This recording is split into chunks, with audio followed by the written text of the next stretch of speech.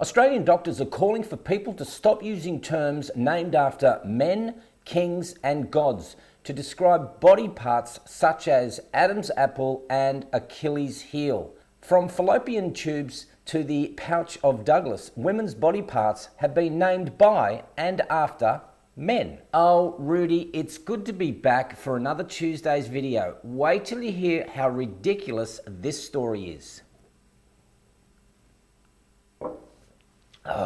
That's good. Queensland specialist obstetrician, gynecologist and anatomy lecturer Dr. Kristen Small teaches students to phase out irrelevant and misogynistic medical language. Hang on, right off the bat, I think we've got a problem, Doc. Is your last name Small? Isn't that offensive to short people? So before you go changing anatomical names, you probably should think about how many tiny people you are harming with your name. Sorry, I digress. Continue. She believes the terms represent older generations and is pushing to use more practical and descriptive terms for body parts. She says, I think we have a personal choice to decolonize our language, and these historical terms will fade out. Sorry to interrupt, but just a heads up, she reported this in the Courier Mail. We should also consider changing the name of this publication to the Courier Non-Binary. As you were. Shorty said that she makes sure her students still know eponyms for exam purposes and says there are always alternatives for the dead man's name. If you didn't know this, eponyms are part of the body that are named after a person, yet women are not represented in most of the 700 parts of the body named after people. 700? Finger, arm, leg, head. What else is there? Well, of course it's named after men. What do you think, Shorty? Is it because women were not in the field of medicine? Huh? Council member for the Royal Australian and New Zealand College of Obstetricians and Gynecologists, Dr. Nisha Knott, says positive eponyms will one day be obsolete. Dr. Knott is also teaching trainee doctors to look at alternative terminology. The young trainee doctors are mostly keen to learn the more relevant language and are often shocked when they hear the origins of some medical terms, she said. The word hysterectomy originated from a time when women were treated for female hysteria by removing the uterus. Let me just give you a history lesson here. Hang on, can I say history? Anywho, listen up, you people. I don't know if you knew this, but the first mental disorder attributed to women was hysteria, and this dated all the way back to the ancient Egyptians, who first described it in the 19th century BC. But it was the Greeks, good on the Greeks, who argued that the uterus was particularly prone to wandering, as well as producing toxic fumes, when it was unfruitful. What was the cure? Well, getting married. We'll get to the getting married bit in a moment.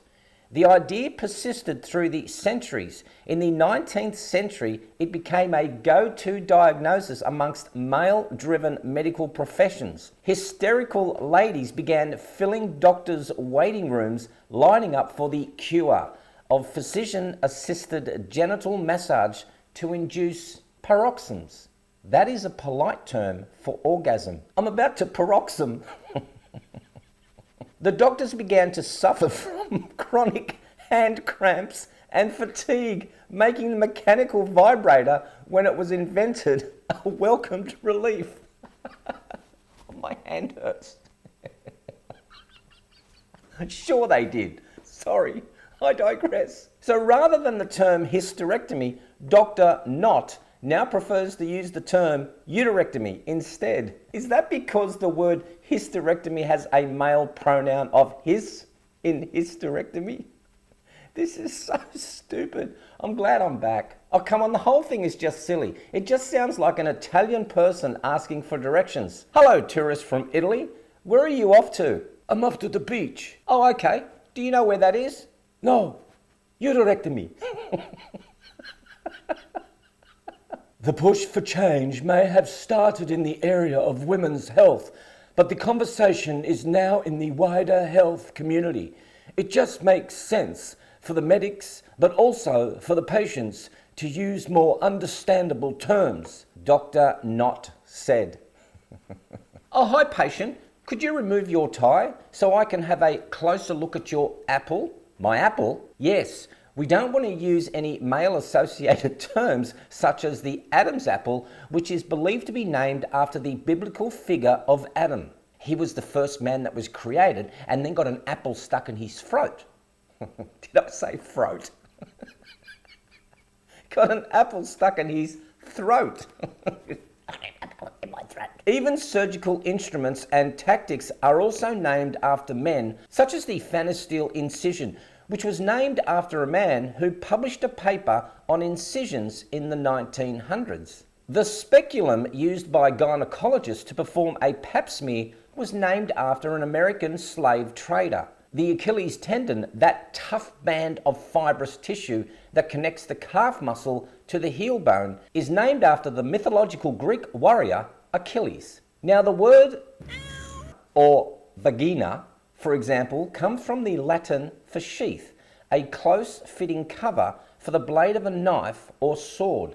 Similarly, the late Greek word which referred to can be traced back to klein, which means to shut away. Now you don't need to be Freud to see the metaphors here.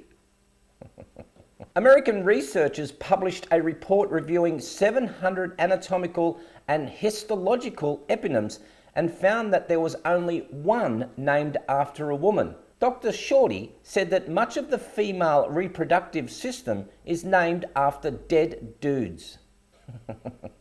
And only one is named after a woman. What was it? Was it the cervix? Nah, that can't be right. Sirs are only attributed to men titled knights. Was it the hair?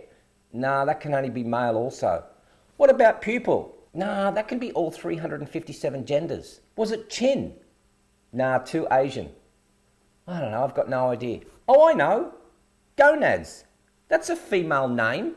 You see, that was named after a female sprinter, Nadine, who was running second and struggling to win her first international foot race, and it was only in the final 10 metres that she could hear the high-pitched squeals from men in the stands screaming, "Gonads! Gonads!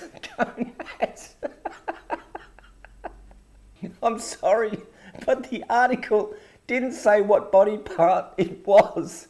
So you're going to have to help me out. If it wasn't for James Douglas, we wouldn't know what was tucked up behind the uterus. And I have to ask, what was Gabriel Fallopian doing hanging around the ovaries? And if it wasn't for Ernst Grafenberg, you ladies would still be looking for your G-spot. Let's have a look at that further, shall we? The Greek god of marriage is the hymen. That is just one letter away from the G-Mann.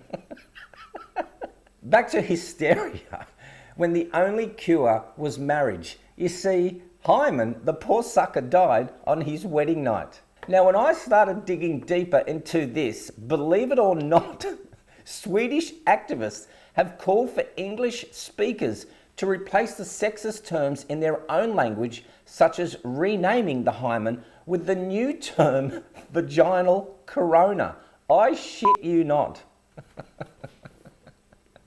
Before I ask you what are your thoughts, let's hear from some of the people on the street. I don't agree of changing the names of the body parts, because, for example, it's part of our story. I don't really have an opinion on it. I don't really care what body parts are called, so I think it's fine. I think there are way more important things to deal with than changing names of things that really does, and I don't have one, so leave it as it is, it's fine. What do you think? What body part do you think we should rename? And if you're clever enough and funny enough to come up with a ridiculous name, I'm going to read them out on episode 18 of Waffles and Whiskey, which is this Saturday, 7 a.m. Australian Eastern Standard Time or UTC 2100 hours. Work it out. It's an hour of no content, no pants, and no sense. Now, if you aren't a regular, first, subscribe to this channel. and then take a photo of where you are watching this on the TV, phone or tablet and upload it to the Waffles and Whiskey Discord server. The links are in the description below. As usual, like, share, comment, downvote or even troll. It all helps the algorithms. Now go away and schedule Waffles and Whiskey and buy a t-shirt or I'll throw a bagel at your no-no square. I'm Gerald Pauschmann for The Point TV. Rudy, it's good to be back. Cheers, mate.